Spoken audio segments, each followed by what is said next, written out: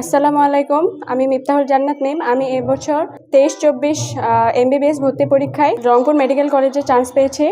আমার মেডিকেলের পথ চলাটা শুরু হয় মেডিজন পরিবারের সাথে।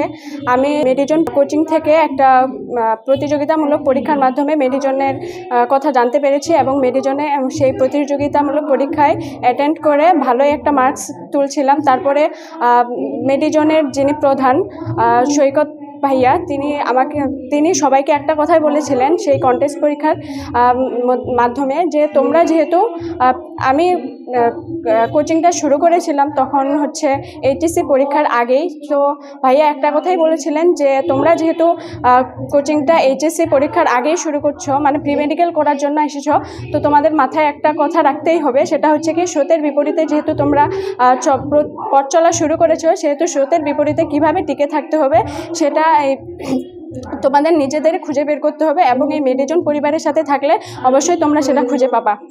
সবাইকে ধন্যবাদ, আমার জন্য দোয়া করবেন।